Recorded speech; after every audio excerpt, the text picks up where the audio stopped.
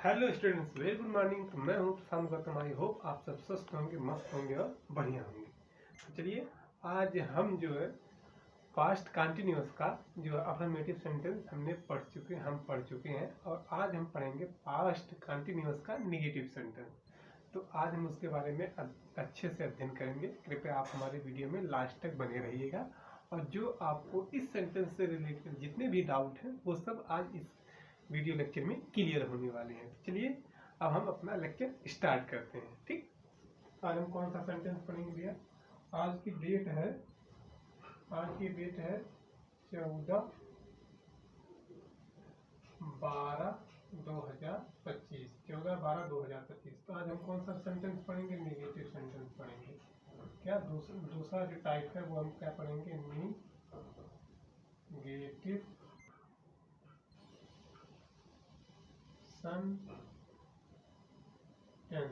Negative sentence क्या हम पढ़ेंगे? Negative sentence. ठीक, नेगेटिव सेंटेंस भैया हम क्या पढ़ेंगे? Negative sentence. नेगेटिव सेंटेंस इसको अगर हिंदी में हम बात करें तो इसको हम क्या कहते हैं?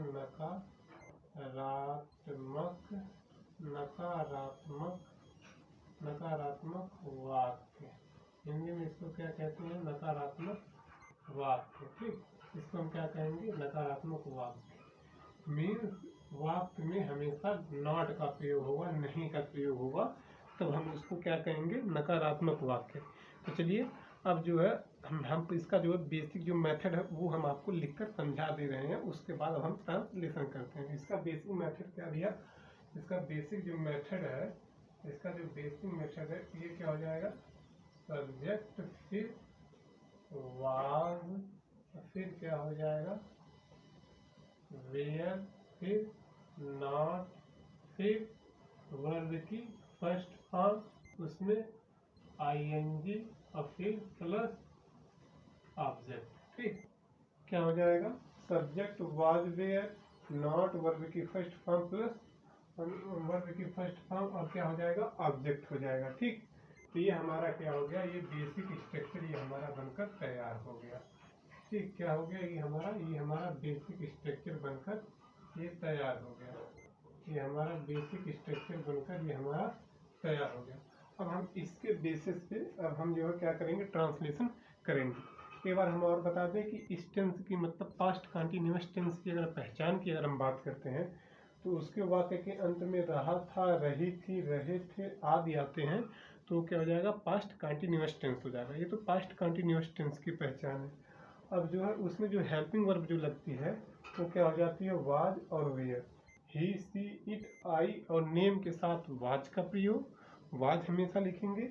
और जो है यहाँ पर वेयर का प्रयोग यू दे वी। यू क्या हो जाएगा? यू दे, यू हो जाएगा, दे हो जाएगा,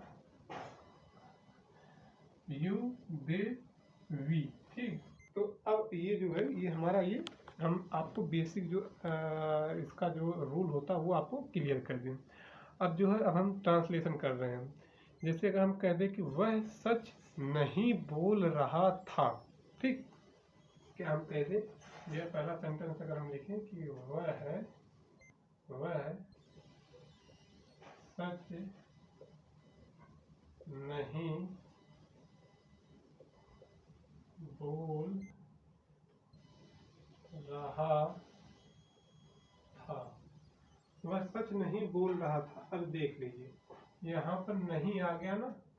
जब भैया जब यहाँ पर जब नहीं आ जाता है, नहीं आ गया, इसका मतलब क्या हो जाएगा? ये निगेटिव सेंटेंस हो जाएगा। आप ये ध्यान रखिएगा कि निगेटिव सेंटेंस। और रहा था मीन्स क्या हो जाएगा? Past continuous. चलिए अब हम इसका ट्रांसलेशन करते हैं आपके सामने। अब ये देख लीजिए इसमें सब्जेक्ट क्या है? वह है। तो वह की अंग्रेजी हम लिखेंगे सबसे पहले तो ही हो जाएगा। ही के साथ हम क्या प्रयोग करते हैं? वाज। तो ही वाज। फिर उसके बाद क्या हो जाएगा? अभी ये ना समझे कि ही के साथ हम वाज का प्रयोग करते हैं। अगर यहाँ पर यू दे वी अगर आएगा तो वे का प्रयोग करेंगे, लेकिन यहाँ पर ही के साथ वाज का प्रयोग करेंगे। उसके बाद क्या हो जाएगा? नॉट। He was not. ठीक, ही वाज नॉट। अब उसके बाद क्या है? बोलना। बोलना तो अंग्रेजी में क्या हो जाएगा? स्पीक। ठीक, बोलना तो अंग्रेजी क्या हो जाएगा? स्पीक। एस पी ए ई। ई के, अब स्पीक, अब इसमें क्या स्पीक होगा, अब इसमें हम क्या जोड़ देंगे आईएनजी, तो स्पीकिंग, ठीक। ही वाज नॉट स्पीकिंग, अब स्पीकिंग, अब इसमें अब इसके बाद जो है हमारा वर्ब कंप्लीट हो गया। अब इसमें ऑब्जेक्ट क्या दिया, ऑब्जेक्ट क्या है, ऑब्जेक्ट इसमें क्या, क्या नहीं बोल रहा है। अगर हम कहने कि क्या नहीं बोल रहा है तो आंसर में क्या आ जाएगा, सच। तो सच क्या हो जाएगा, ऑब्जेक्ट हो जाएगा। तो ऑब्जेक्ट जब हो जाएगा तो उसमें हम ऑब्जेक्ट की अंग्रेजी मतलब कि सच की अंग्रेजी क्या हो जाएगी, ट्रूथ, TRUTH,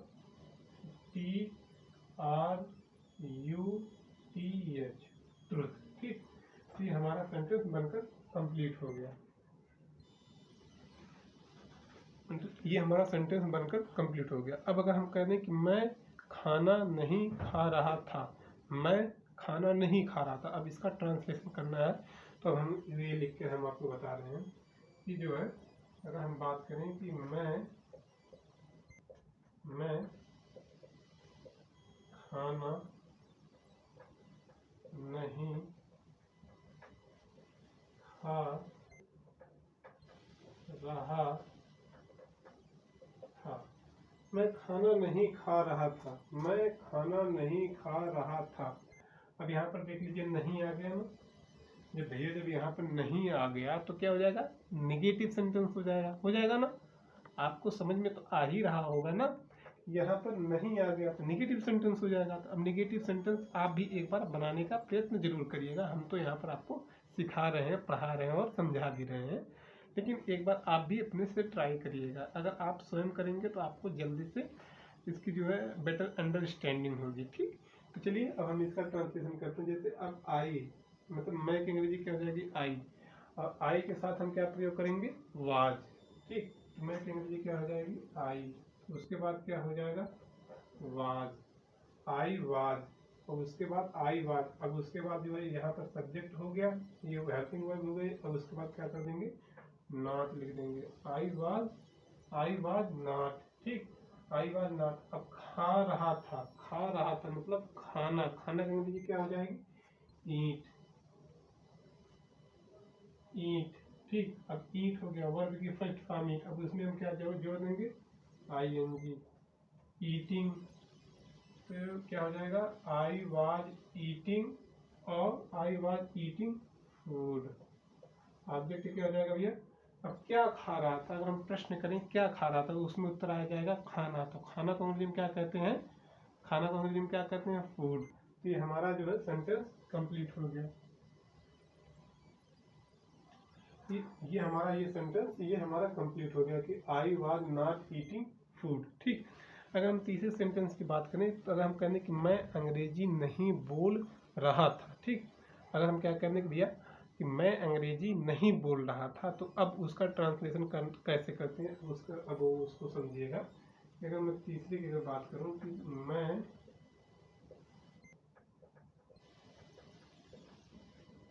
अंग्रेजी नहीं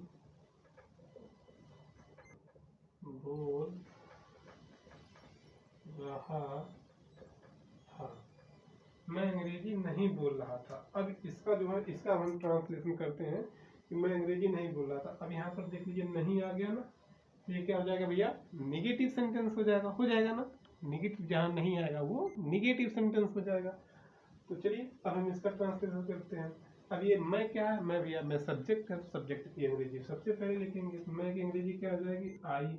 अब आई के साथ हमेशा हम क्या यूज करते हैं, आई वाज, आई वाज। ये जान लीजिए कि सब्जेक्ट के बाद हमेशा हेल्पिंग वर्ब का इस्तेमाल किया ही जाता है, ठीक।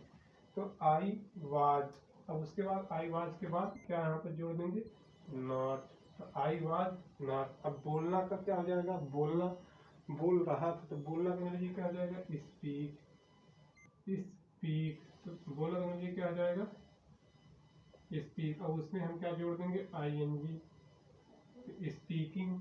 अब स्पीकिंग, अब उसके बाद क्या है, अंग्रेजी। तो अंग्रेजी का मतलब इंग्लिश में क्या कहेंगे, I was not speaking English. इसमें क्या ऑब्जेक्ट, अब इसमें क्या है, आईएनजी हो गया। अब ऑब्जेक्ट लिखेंगे तो ऑब्जेक्ट क्या हो जाएगा, इंग्लिश। इंग्लिश क्या मतलब कि यहाँ पर क्या नहीं बोल रहा है, क्या नहीं बोल रहा है, तो इसमें उत्तर आ जाएगा इंग्लिश। तो अब जब इंग्लिश नहीं बोल रहा है तो अब उसका वही ऑब्जेक्ट हो जाएगा, क्या हो जाएगा, इंग्लिश क्या हो जाएगा, इंग्लिश क्या हो जाएगा भैया, ऑब्जेक्ट हो जाएगा। ठीक,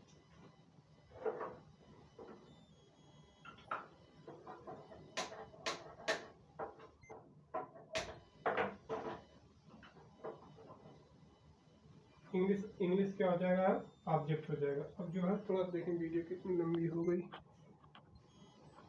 चलिए वीडियो सही है। अगर हम बात करें कि एक और सेंटेंस की, अगर हम बात करें कि बच्चा पानी नहीं पी रहा था, अगर हम कह दें चौथे सेंटेंस में कि बच्चा, अगर हम कह दें कि बच्चा पानी नहीं पी रहा था, बच्चा पानी नहीं पी रहा था, क्या भैया, अगर हम कहें कि बच्चा पानी नहीं पी रहा था, तो अब इसका ट्रांसलेशन हम करेंगे। अब यहाँ पर देख लीजिए क्या आ जाएगा, नहीं आ जाएगा, क्या आ जाएगा भैया, नहीं आ जाएगा। जब नहीं आ जाएगा तो उस दौरान क्या हम समझेंगे कि ये निगेटिव सेंटेंस है ना, निगेटिव सेंटेंस। तो चलिए अब हम इसका ट्रांसलेशन करते हैं। तो बच्चा क्या है, बच्चा सब्जेक्ट है, तो सब्जेक्ट, अब ये सब्जेक्ट अगर नेम भी आ जाता है तो उसके साथ हम क्या प्रयोग करते हैं, हेल्पिंग वर्ब वाज का प्रयोग करेंगे। तो बच्चा मतलब बच्चा का हम क्या कहेंगे, baby, baby, baby was, baby was, ये बेबी वाज, फिर उसके बाद क्या हो जाएगा, नॉट, बेबी वाज नॉट। ठीक, बेबी वाज नॉट। अब उसके बाद जो है वर्ब क्या है, वर्ब में क्या जाएगा, पी रहा था, मतलब पीना, पीना का अंग्रेजी में क्या कहते हैं, ड्रिंक। ठीक, ड्रिंक, DRINK, ड्रिंक।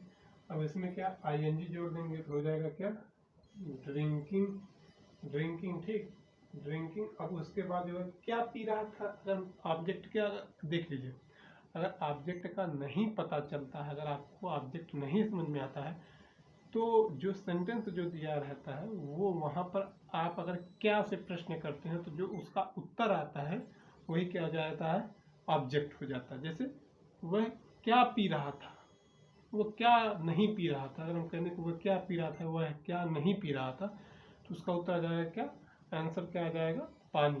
तो ऑब्जेक्ट क्या हो जाएगा, ही, बेबी। तो ये जो हो जाएगा बेबी। अब ये मतलब कि ऑब्जेक्ट क्या हो जाएगा, वाटर, पानी। तो पानी को अंग्रेजी में क्या कहेंगे, वाटर। ठीक, पानी को अंग्रेजी में क्या कहेंगे, वाटर। ये हमारा सेंटेंस बनकर तैयार होगा। अब जो है पांचवें सेंटेंस की अगर हम बात कर रहे हैं, थोड़ा सा रुकिए, मैं मार्कर चलने, थोड़ा सा हमारी स्याही यार, इस मार्कर की स्याही खत्म हो जाती है, इसको इसलिए नहीं इंटरनली डालते हैं क्योंकि वो जल्दी सूख जाता है। अगर हम चौथे पांचवा अगर सेंटेंस अगर हम आपको बताएं कि पांचवें सेंटेंस में अगर हम बात करें तो पांचवें सेंटेंस में अगर हम बात करें तो पांचवा सेंटेंस जो है, कौवा पानी नहीं पी रहा था। अगर हम कह दें जो कौवा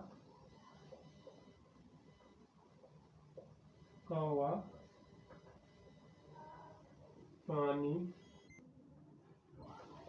नहीं पी